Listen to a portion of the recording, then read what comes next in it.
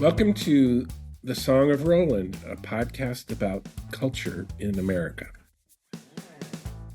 Lynn Stegner is the author of 4 novels, including the novel we're going to discuss today, which is called The Half-Life of Guilt. She's also the author of a collection of short stories and a triptych, which is a book of 3 short novellas. So I wanted to start with just by revealing to the listeners that you and I worked together on this book, which was just such a great experience. We met at a book festival in Missoula, and you were kind enough to agree to help with that project, which is called West of 98, where we asked a bunch of writers from all over the West to write about what it means to grow up here and write about it. And I'll always be grateful that we did that project together. Yeah, and we met the whole tribe. It Right. was it was a fantastic experience, and I made lifelong friends, and I had people in my life who were acquaintances like Gary Snyder, but who then subsequently became a friend after that. And Jim Harrison and I got really close, and Oh, really? yeah, yeah. He No, said he that's was the cool. only person he would let edit his poems. So that was and then he did a Yeah. blurb for one of my books. And anyway, he I made good friends working on that project, and I learned a lot. I would never do it again. Ah, Um, no, it was a lot of work. a But lot of yeah, work. it's been interesting to me too. We were both disappointed, I think, in how the sales were, but almost everyone that I've had contact with that was involved in that says they really love the book, the way it turned out. So that's nice. Yeah, 67 writers. That's a lot of writers. Yeah, I just contacted Terry Tepes Williams about doing a interview for this podcast, and she did the same thing. She said, "I know exactly where that book is on my shelf." So that was nice. Good. Yeah.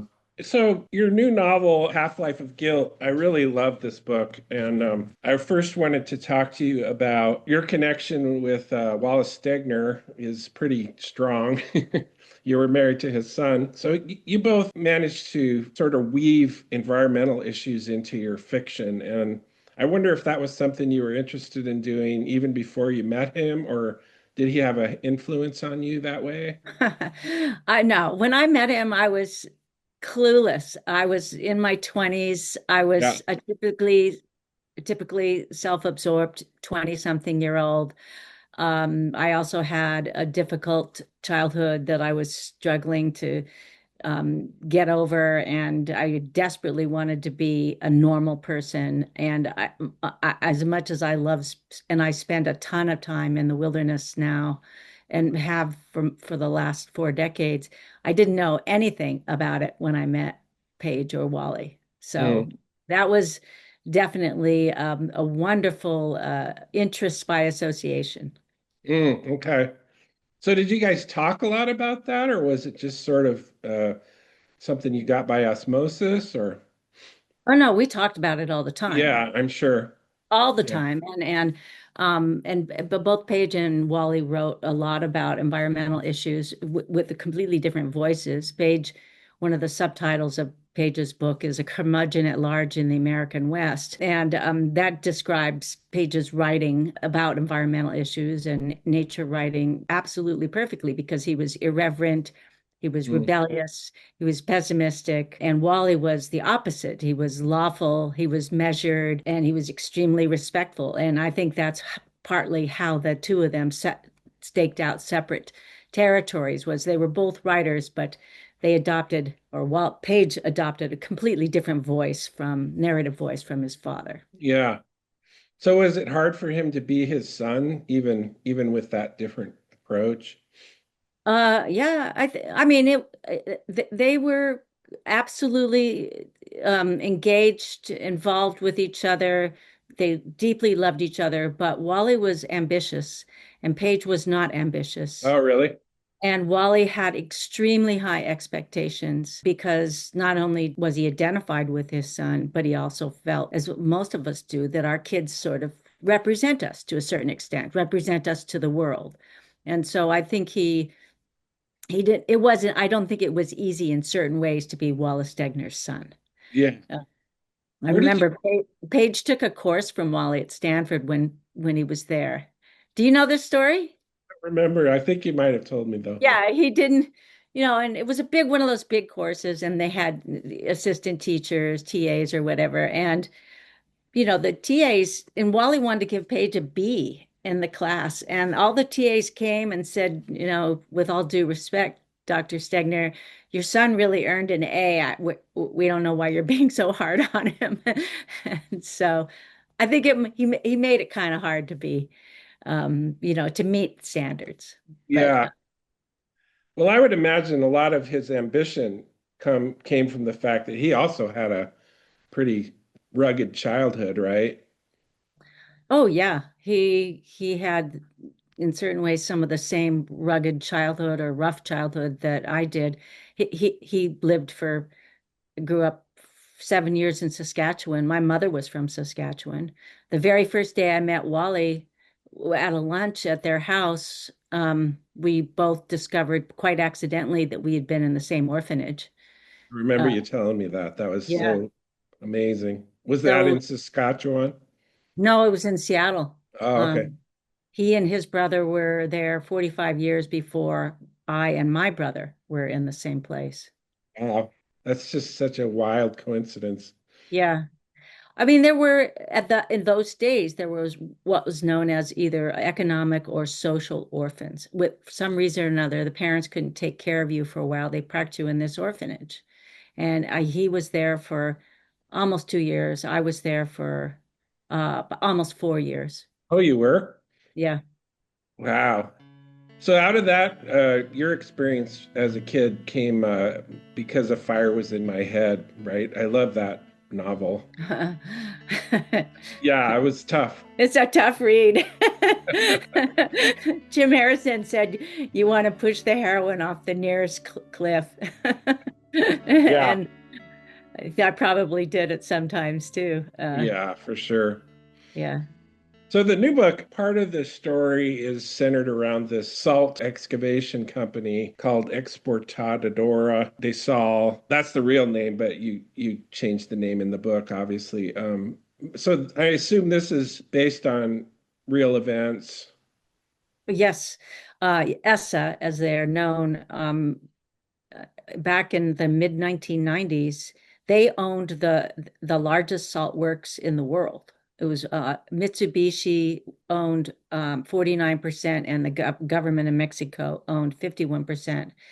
Um, and the salt works depends upon, seawater evaporation. And so they have these big salt pans, 75 square miles of salt pans at a little town that in 1954 was just a fishing village. But when this shipping magnate from America came and started a salt works there, it became the largest salt works in the world. And ESSA wanted to expand their operation south into the only remaining lagoon that was still pristine where the California gray whale breeds and gives birth.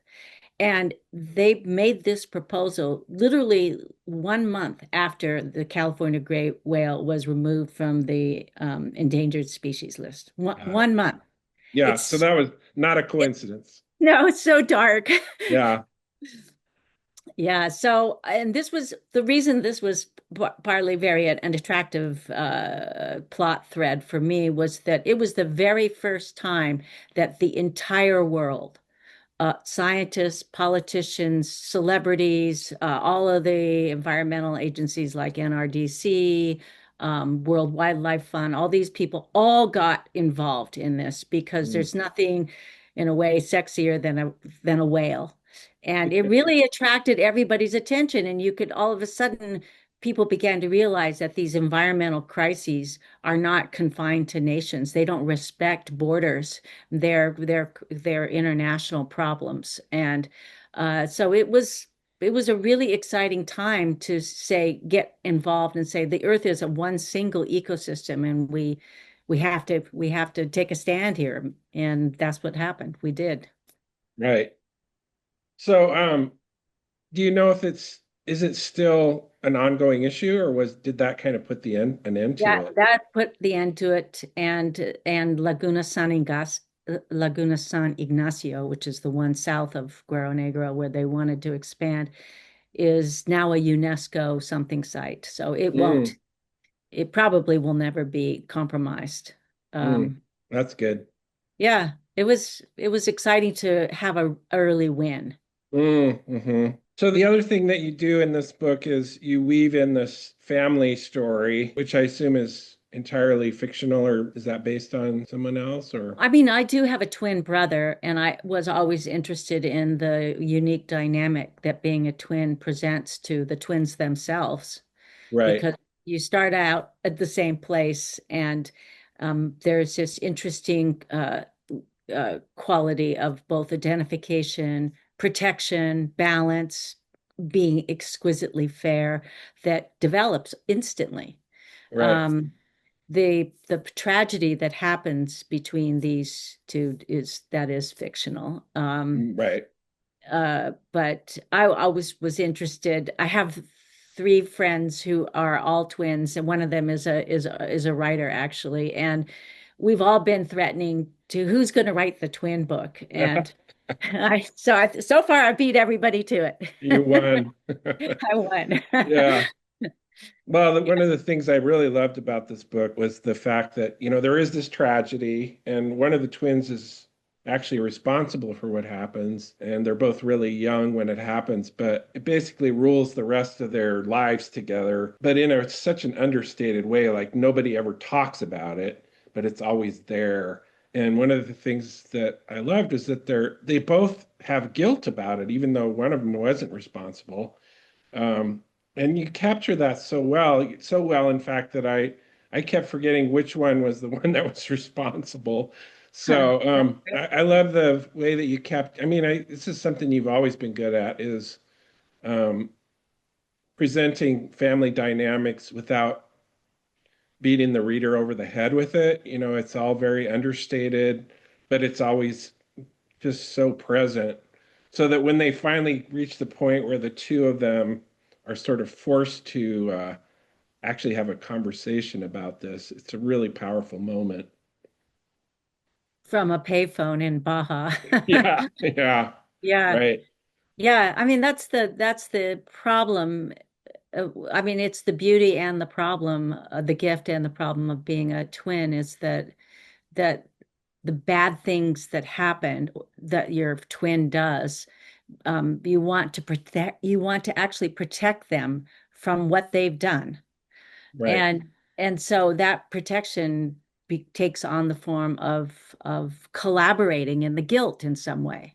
Mm, And it's a really nuanced problem, but and then as you said earlier to me, that the guilt isn't just between the two twins. The entire family conspires to deal with this in all these nuanced forms of denial. I didn't really know what the theme of this book was until I was about two-thirds of the way through it and realized, oh, what I'm really talking about here is guilt. What I'm really exploring is especially unwarranted guilt. We all have some guilt that we come by honestly, but I was really interested in how unwarranted guilt can warp whole lives and families and our own perceptions of ourself. And I would bet that everybody walking on this planet walks around with unwarranted guilt. yeah, It, yeah. It is a universal theme, but of course the fact that they're twins sort of takes it to a whole nother level. And of course, the other thing that's interesting is that they're such different personalities too, which is probably common, right? So even though very. they're not identical, they're very similar looking, and but they have just such variant personalities. Yeah. Well, that's also very typical of twins, is that in order to maintain a healthy relationship with each other, they have to be, they have to stake out separate territories, so that they're not competing with each other. And Right, it's especially true with identical twins. These are what's called near identical twins. It's a right. new category of twin that they've now, or about 30 years ago, they began to realize, oh, there are some twins who share 75% of their DNA, and Mm. that's what these two girls have. Yeah. So how did you decide to have Claire and her boyfriend or husband, I can't remember which he was at the time, but Mason, uh, be involved in this salt? Um, he's a photographer, so he goes down to investigate.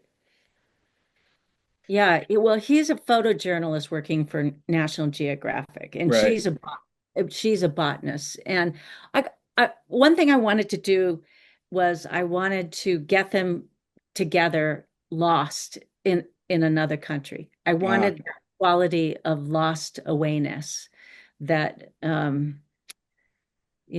that can happen when you're at crises points in your life, and you go to another country, and all of a sudden, um, the normal rules that you abide by for yourself and for your relationships start to shred a little bit. So I wanted to get them in another country, and that meant I had to give them jobs that would take them to other Mm. countries. And I had always Paige, my husband, was working on a book years ago called Islands of the West with the nature photographer Franz Lanting. And we went down to Baja because one of the islands was Cedros Island, which is right off the coast where those big salt tankers come in, because it's a deep water harbor, and these big Mm. ships from Japan could come in and take the salt away. I just remember being down there and having that feeling of being lost in another country, and it was very rough. Baja was very rough in the mid 1990s. There was no Cabo San Lucas. It was just a village, and Guerrero Negro was a fishing. There was nothing there. It was pretty rough. And so how when you encounter something in your life, if you're a writer, that content, that material, that raw material is just sort of lurking in the shadows, and that something will bring it back out and unite it with other stories that you want to create together, to weave some sort of plot fabric. So that's how that happened. Mm. That's how I first got into that. And a lot of what happens with characters is that you need to give them certain kinds of jobs to get them into the settings you want, but you Yep. also have to give them the freedom to move around. It would be hard to write this same kind of story if the main character was a shoe salesman in Manhattan. Yeah. Well, another thing that's interesting about that dynamic between those two is that because his pursuit of this story is so intense. Not only are they lost, but he's so driven to get the photos, and so he kind of becomes inaccessible emotionally. So there's all this tension going on between the two of them, and not only that, but it becomes clear eventually that some of the locals aren't too happy about him taking photos. So Yeah. yeah, there's this ongoing sense of dramatic tension between them and around them. I think, well, they're at crossroads in terms of deciding. She is at a cross Yeah. in terms of deciding whether she can stay with this guy. And so one of the other topics,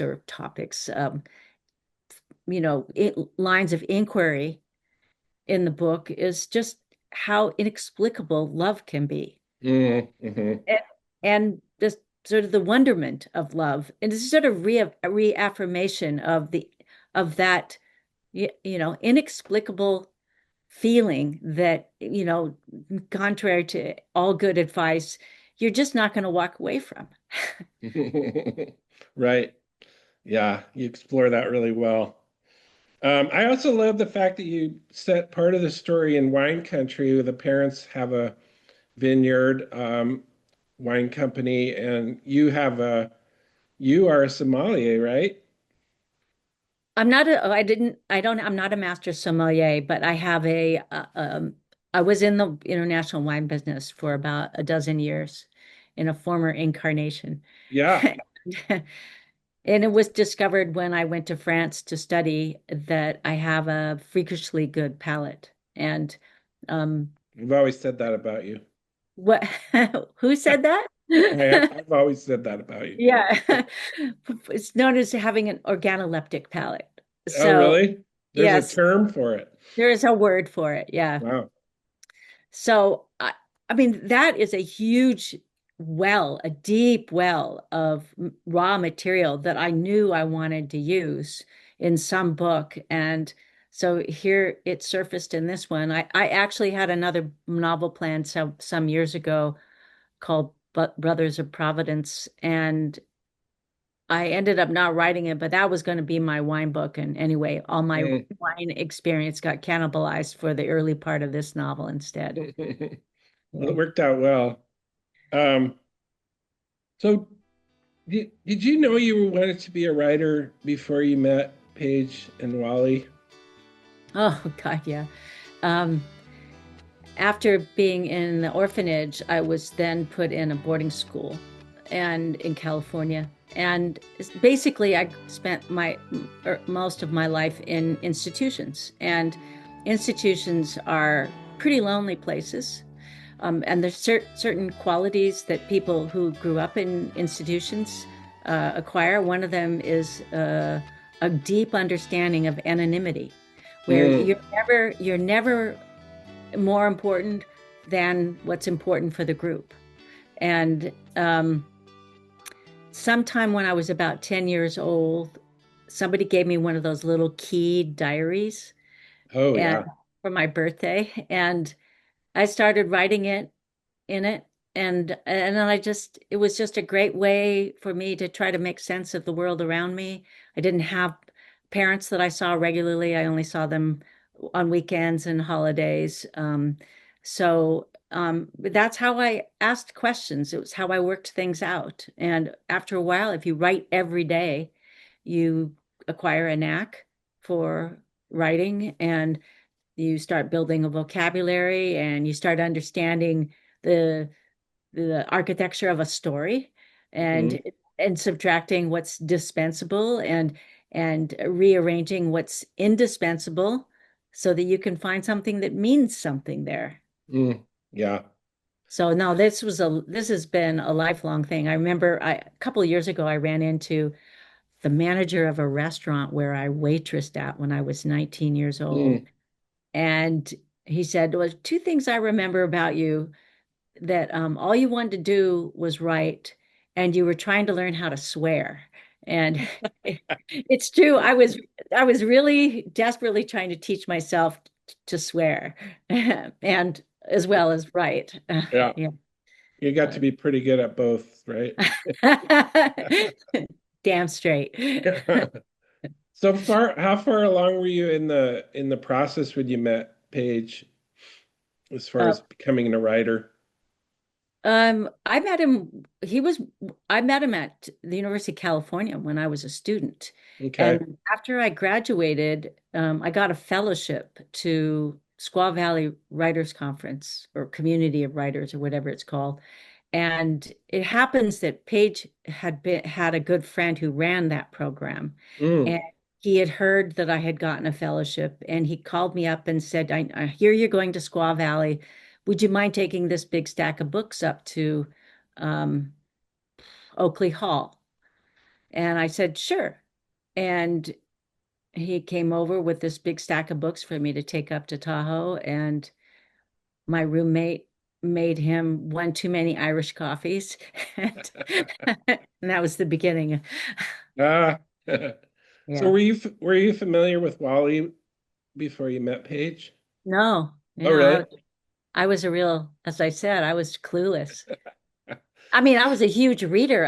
I read books my entire life, to the point where my mother asked me one day if I'd swallowed a dictionary. But I had never read any of Wallace Stegner or Paige Stegner. I Mm.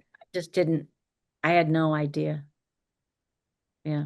So once you did become close to him, and one of the things I've always loved about knowing you is that you just adored him, Wallace. Was he someone who liked to talk to you about writing and give you suggestions, or was it something that just kind of happened organically, or did you guys avoid the topic, or what? No, I mean, we didn't have dinner time conversations Yeah, about the elements of narration. sure, But right. I can tell you, when I finished my first novel, I gave it to him to read. And in that draft, it had an epigraph, which was a poem from Nabokov, believe it or not, Mm, um, which begins, I was the shadow of the wax wing slain by the false azure in the window pane, and goes on from there. Anyway, Wally read the manuscript, and he wrote me a letter that began, Dear Waxwing. And mm, the basically I needed to change the point of view. The point of view was first person, and he said, you've got to put it into third person.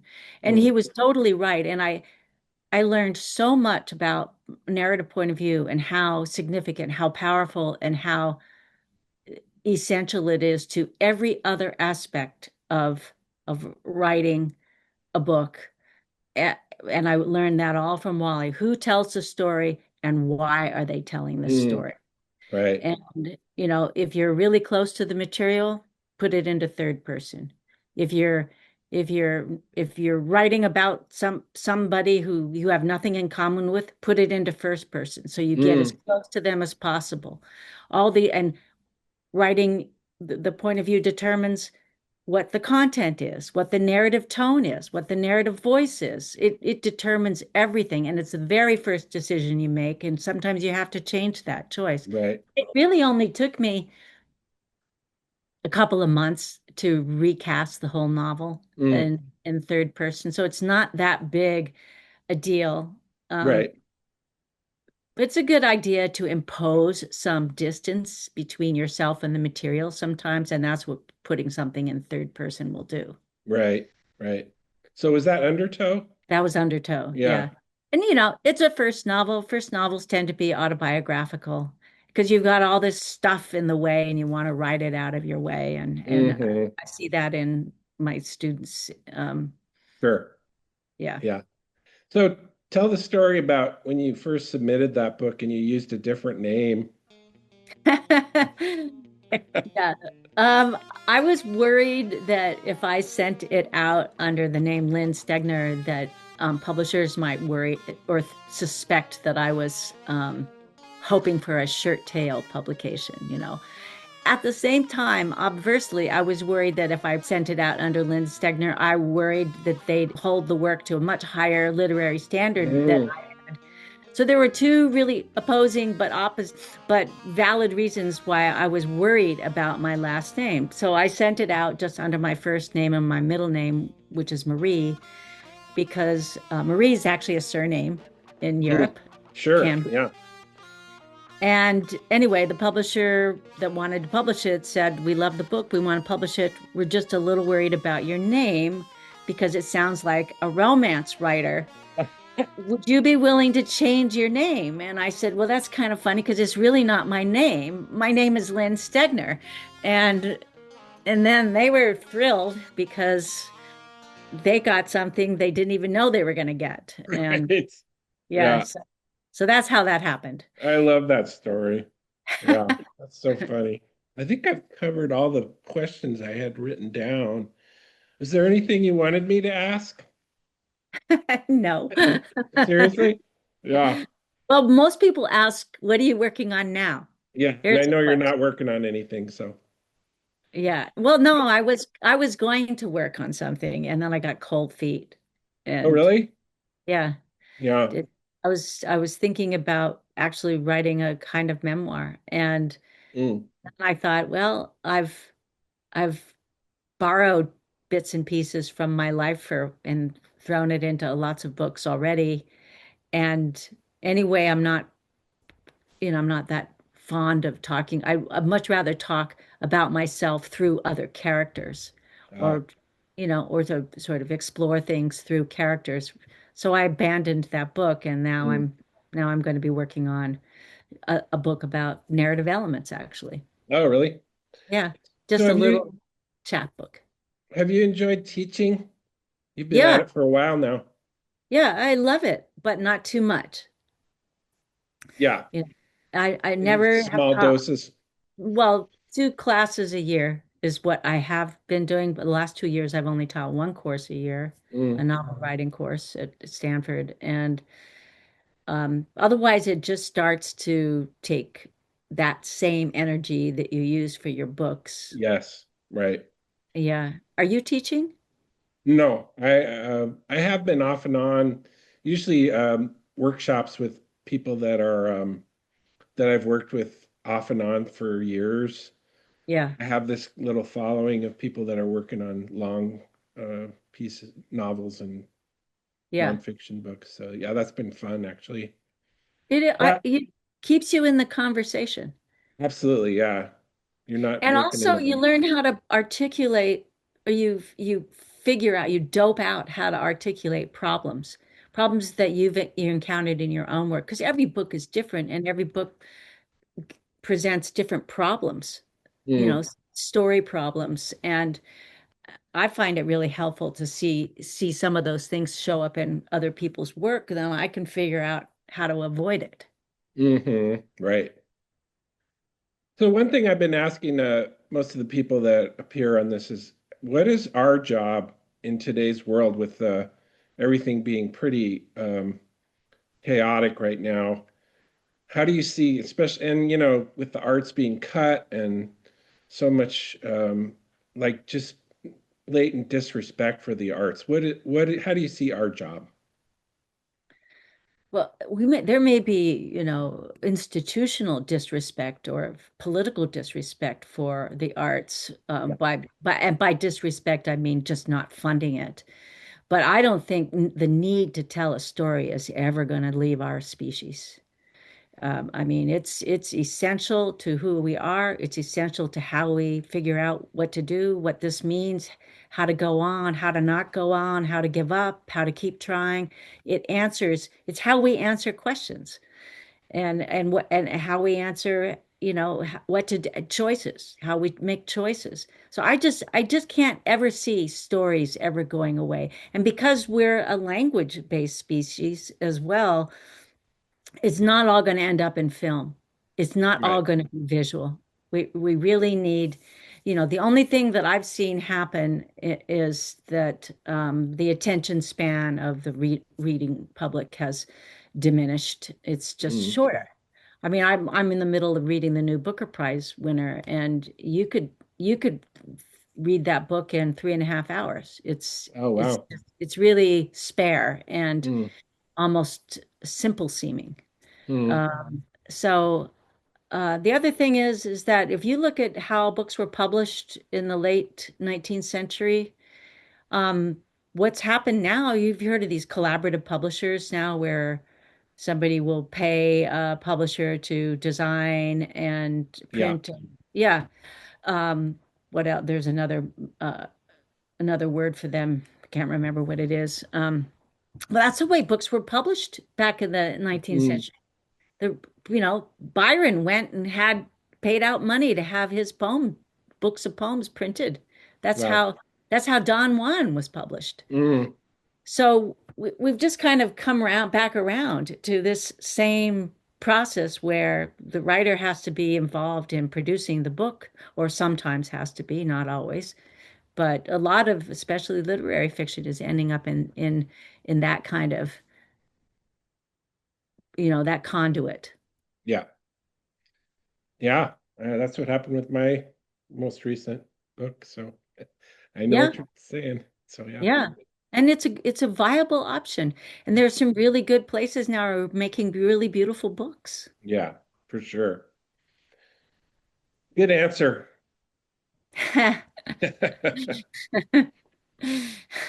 Well, thank you so much. It's really good to talk to you again. It's great talking with you, Russell, and Yeah. I love your steadfastness. Thank you. Yeah.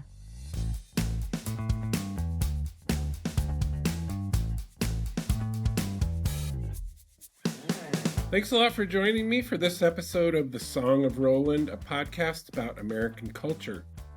I want to thank Lynn Stegner, my good friend, for joining me today for the podcast. I'd also like to thank Stephen Gillis of Dzonk Books for sponsoring this podcast. And I want to thank Tiffany Hauk for her wonderful production skills. And I would like to thank my son Fletcher for his musical contributions. Join me again next time for another episode of The Song of Roland.